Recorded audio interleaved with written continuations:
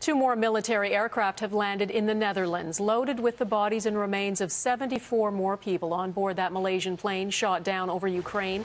Another long convoy of hearses wound through the Netherlands en route to the forensic center, where 200 experts are working to identify the dead. And at the crash site, it seems like a new low has been reached. There are reports at least one bereaved relative has been forced to cancel her dead husband's credit card after someone attempted to withdraw cash with it in Ukraine. Yet another blow to the families of the dead who are simply trying to find a way to go on living. Shirley Engel is outside Schiphol Airport in Amsterdam tonight. Shirley? Donna, seeing all those caskets arrive made reality set in for one grieving mother today. Two of her three sons are gone.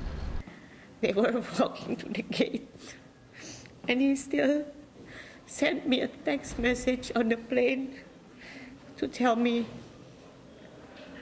"Mom, we are going to miss you a lot."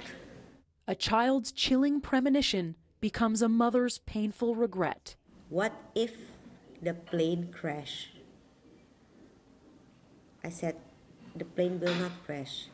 Flight MH17 was blown out of the sky just a few hours later, with Miguel and Shaka on board.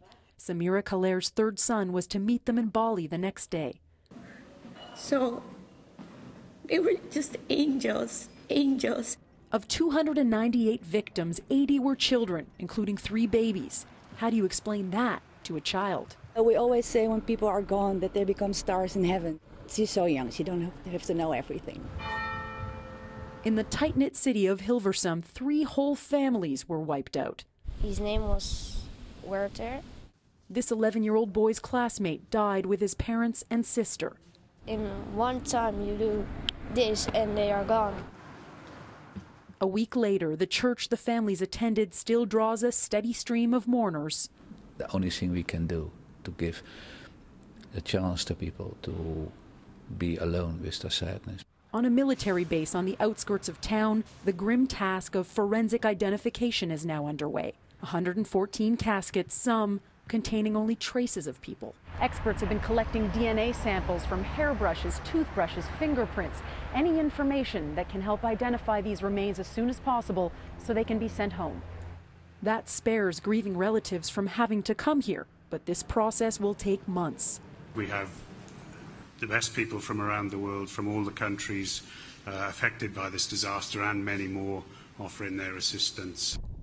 With only 203 body bags recovered so far, Dutch officials granted permission to move wreckage at the crash site to salvage any remains. Amid reports the area is being looted and desecrated and no one is guarding it, Australia has 50 police on standby to go to Ukraine, part of an international security force under UN authority. The Dutch are also considering sending troops. The consensus among Western leaders, as long as the rebels control the site, there can be no end to this nightmare for the families. Donna?